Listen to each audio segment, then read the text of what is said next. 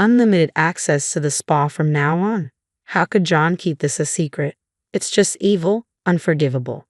Without my knowledge, my in-laws' place had transformed into a luxury hotel. Now, I can enjoy the spa every day and indulge in delicious meals. But kidding aside, the thought of them using my precious son for their own desires, it's outrageous. They better be ready. My name is Amy, a 35-year-old office worker in the administrative department of a pharmacy. I live with my husband John and our first-grade son Edward. John and I met through a colleague at work, and from the moment we met, we clicked. We quickly became close, started dating, and were married the following year. With my upbeat husband John and lively son Edward, I was leading a life of ordinary happiness. Another thing that makes me glad I married John is having his mother-in-law Renda in our lives. Having lost my mother early, I was raised by my father. My mother-in-law, who I barely knew as a mother figure, treated me like her own daughter since the start of our marriage. Amy, do you have any plans this Sunday? Why don't you and Edward come over for dinner? She would say, always treating us to delicious meals. When Edward was younger, she was a great support for my parenting struggles, even helping to pick him up from daycare when I couldn't leave work. Edward grew very attached to her, and spending Christmas at my in-laws had become a tradition for our family. Amy, your mother-in-law really is the best, isn't she? My colleague Emma would say, listening with an envious look. It was Emma who introduced me to John. They had been friends since college. Emma, with her bright personality and many friends, joined the company with me. We were close enough to share work frustrations, family matters, and personal issues. The pharmacists and other staff were kind, and the company had excellent benefits. Emma and other colleagues with children continued to work full-time as before our pregnancies. Recently, John's been saying he has to work on weekends and isn't home even on his days off, I said, sounding a bit discontented. Are you suspecting him of cheating? Emma laughed. That's laughable. But it was true. John had been away from home more often. Dad, are you working again today? Edward asked, wanting to play with John. I have to work, sorry, John said apologetically. I couldn't say anything back, feeling proud of John for working hard for our family. Little did I know back then that such dedication would turn into such a terrible betrayal. Rock, paper, scissors. Oh, the worst, I sighed. My workplace is usually closed on Sundays and holidays, but about once a month, we're on duty for the hospital gate on Sundays. Accordingly, our pharmacy also opens. It seems Christmas is our turn this time. We played rock, paper, scissors to decide who would work. Unfortunately, I lost. I wanted to spend Christmas at my in-laws, but no choice. I have to do my best, I muttered to myself, only to be chuckled at by the friend sitting next to me. It's not funny, I said to her. She laughed and apologized. Sorry. This woman is also an officer, and we met at the daycare. Her son Henry and Edward are very close, and our families have become friends. We used to go on trips together, though we've been too busy lately. Her husband Tom is also a kind and gentle person. Her name is Isabella. I call her Henry's mom, or Isabella. By the way, Isabella, thanks for playing with Edward in the park last Sunday when I had to work. When John had to take care of Edward on weekends, today I played with Henry in the park, Edward told me. When I asked John about it, he said he ran into Henry and his parents at the park by chance and played together. Really? I asked John, but his vague response frustrated me. By the way, mother-in-law called and said she's looking forward to Christmas. I can't make it, but have fun. I can't go because of work, so it looks like Christmas will be without me this year, I told Isabella. Mother-in-law sounded very disappointed when I told her I couldn't come, but maybe I'll put John to work and have him do a thorough house cleaning. It's been a while, she said, sounding quite excited about the idea. Feel free to use him as much as you like, I laughed as I talked with mother-in-law. It was close to Christmas when this happened. I was working a late shift that day and had to do some unexpected overtime. I hurriedly tried to contact John but couldn't reach him. I ended up calling my son's mobile phone. Mom, are you done with work? Edward answered the phone with a cheerful voice, happy to hear from me. Sorry, Edward, Mom is working late. Can you put Dad on the phone? But Edward said John wasn't there. Wondering where they could be, I said, Hello, Amy. It must be tough working so late. John called and said he's going to be late because of work, mother-in-law said. Hello, Amy. It must be tough working so late. John called and said he's going to be late because of work, mother-in-law said. She told me that while she was preparing dinner in her house. John called her. Sorry, Mom. Amy's on a late shift and I should get home early, but I have to work overtime. Please help. After saying that, John hung up and couldn't be reached again. I was furious with John's actions. He hadn't contacted me at all, thinking maybe he wouldn't get caught. I rushed home. John still hadn't returned, and at the dinner table were mother-in-law and Edward, eating. Mother-in-law said she was happy to have dinner alone with her grandson. Even though I apologize, I really respect mother-in-law. John came home late that night. Hey, about work, you promised to take care of things when I have a late shift. Can you at least keep that promise? I said quietly, what can I do? It's work, I muttered to myself. John raised his voice and even suggested that I quit my job or become a part-timer. When John met me, he praised me for working in healthcare, but that John who said such nice things is no longer here. Our current lifestyle is also thanks to my income. Even though I'm an equal partner to John, he's been doing less housework lately and hasn't been taking care of Edward either. And this guy, hey, you're not cheating, are you? I looked at John with cold eyes. There's no way. You're overthinking, Amy. He suddenly changed his tone and put his arm around my shoulder. That said it all. John has always tried to appease me like this when he's lying or feeling guilty. How dare he cheat? He better be prepared. I was glad Edward was asleep. I didn't want to show our son such an ugly fight. From then on, we acted normal in front of Edward, but when it was just the two of us, we hardly talked or even made eye contact. When I told my colleague Emma about what happened, she said, "That guy is the worst. Let me know if you need anything." That was a cool thing to say. Days passed, and before I knew it, it was Christmas Eve. Take good care of Edward, will you? Say hello to Renda for me, I said to John, but as usual, he didn't even meet my eyes. I'm off then, he replied indifferently, and John and Edward left for my in-laws' house. What's with that attitude? It's so annoying, I thought to myself. I spent a lonely Christmas Eve alone in our eerily quiet house. There was no contact from John, but thinking he was having a good time with mother-in-law gave me a little peace of mind. I remembered mother-in-law saying she'd make John clean the house. I wondered if he was being worn out by chores and couldn't help but feel a bit of schadenfreude. Little did I know John was doing something unthinkable at that time. Christmas Day was busy with quite a few patients. Fortunately, I didn't have to work overtime, so I left work and went straight home. I planned to join my in-laws the next afternoon and spend the holiday with mother-in-law. Might as well enjoy some alone time for a change. As I was thinking this, my mobile phone rang. It was mother-in-law. Thinking it was going to be a complaint about John being lazy, I answered, "Amy, Merry Christmas. You must be tired from working on Christmas. You did great." Mother-in-law's voice sounded kind, not irritated at all. "Merry Christmas, Renda. I wish I could have spent it with you too. Is Edward just playing games?" When I asked, mother-in-law fell silent. Even after calling Renda's name a few times, there was no response. I wondered if it was a bad signal. "Amy, John and Edward didn't come here this year. I spent Christmas alone," mother-in-law finally said, and then began to sob over the phone. I was in a panic. John and Edward definitely left the house yesterday. Where could they possibly be now? There was a long silence between mother-in-law and me. "I'll head over to your place right now," I said. "It's about a 40-minute drive to my in-laws." On the way, my mind was filled with thoughts of Edward. What if they were involved in an accident or some incident? These worries spun in my head.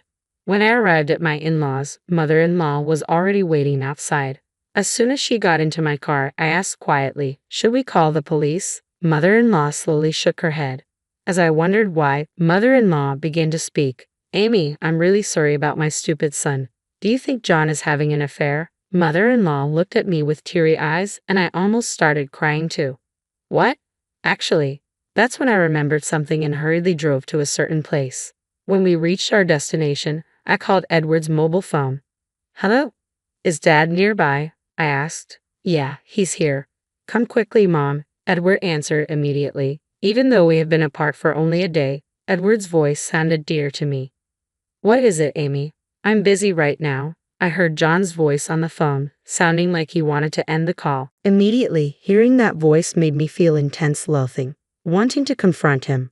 "Renda, you said something about making him clean, right? So, are you at your parents' house now?" John's response on the phone was calm. Yeah, that's right, Amy. I can't wait to see you. When did he become so adept at lying as easily as breathing? I thought to myself, should I have quit my job? Should I have tried harder at home? But none of that justifies an affair. Oh, Sorenda, you started a luxury hotel. Does that mean unlimited spa access? How could John keep this a secret? I won't forgive him, I said in a low tone filled with hatred. On the phone, John seemed quite flustered by my accusation. His silence prompted me to continue. Hey, come out of the room. This is the luxury hotel I always wanted to visit. You said it was too expensive, remember? As I spoke fluently, John seemed to give up. I'm sorry, he said in a barely audible voice. I found this place using the GPS on Edward's mobile phone. This hotel, not far from my in-laws, was the place I wanted to visit. The fact that John, who said it was too expensive for me, was enjoying himself here with his mistress infuriated me. Perhaps it showed on my face because on the way to the hotel, mother-in-law kept apologizing. It was then that I found out for the first time that when I worked late shifts, mother-in-law was almost always the one taking care of Edward. I hadn't noticed because she would return home before I got back. John, who was terrible at cooking, used to buy ready-made food, and if mother-in-law tried to cook, he stubbornly refused her. Looking back, that must have been his strategy to keep me from finding out. Even during that short time, John was so enthralled with his mistress. Mother-in-law initially believed John was really working, but as his absences increased, her suspicions of an affair naturally grew. The climax was when mother-in-law saw John walking arm in arm with an unknown woman, looking intimate. She debated whether to consult me but decided against it. The main reason was that she didn't want to lose the chance to see Amy and Edward. Mother-in-law sobbed in the passenger seat, knowing she cared so much for us. Tears streamed down my cheeks too. Mother-in-law was more considerate of me and Edward than John ever was. This time, John had contacted her, saying he would spend some rare time alone with Edward, but asked her to cover for him, saying he'd be at her house. Mother-in-law, suspecting a lie, worried about Edward and contacted me. I despised John from the bottom of my heart for involving so many people, I thought bitterly. At the hotel, after explaining the situation, we were made to wait in the lobby. Then, a man and a woman with guilty expressions on their faces emerged, along with Mom. I was getting bored. I played a law with Henry, who was Edward's friend from daycare. Henry looked around and said, "Looks like my dad hasn't arrived yet." He seemed a bit disappointed. John's mistress was Isabella, another mom from the daycare. I wasn't sure how long the affair had been going on, but these two fools had boldly involved our children. Apparently, they had told their sons that their respective parents would join them later. How despicable. John had booked 2 rooms, one for the children and the other for themselves. So repulsive. Thanks to the hotel's kindness, mother-in-law and I were allowed to stay in a room for a while, where she looked after the children in the other room. Isabella, having an affair with my husband and then talking to me normally at committee meetings, was unbelievable. I spoke in a calm tone. Why, I thought Amy hadn't noticed anything. It was so funny. Isabella laughed. What is this woman? I never would have guessed that Isabella, who seemed so fragile and beautiful, was actually this spiteful. I stared at her quietly, pondering the unpredictability of people. John himself seemed a bit taken aback by Isabella's true nature. This woman, without being asked, happily began to talk about how and when she started her affair with John. Their relationship began when our children were in senior kindergarten. On a day I was sick and couldn't attend a parent meeting, so I asked John to go in my place. It was Isabella who made the first move. We had known each other as families and had each other's contact information. From that day on, they began to communicate more frequently. It started with complaints about their spouses but gradually turned into personal conversations. Soon, they began meeting more often, and it didn't take long for their relationship to become romantic. But now it's all over. What a pity, Isabella chuckled, her nonchalant attitude heard loud and clear.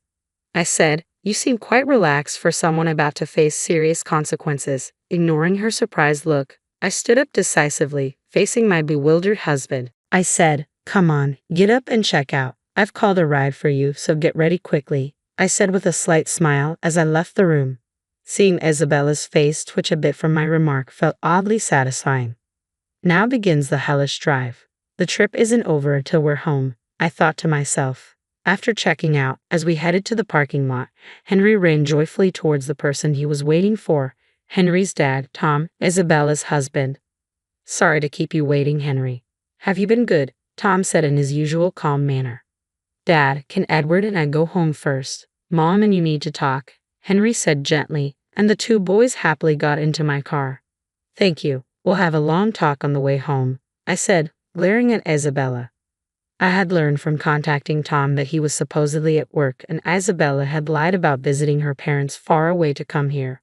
Both of them were utterly despicable. I was forced to come here because John threatened to use Edward to ostracize Henry at school if I didn't. Isabella started with a shallow lie. Really? You seemed so eager to tell me everything just a while ago. I continued calmly. Isabella laughed. What is this woman? I thought, staring at her quietly, pondering the unpredictability of people.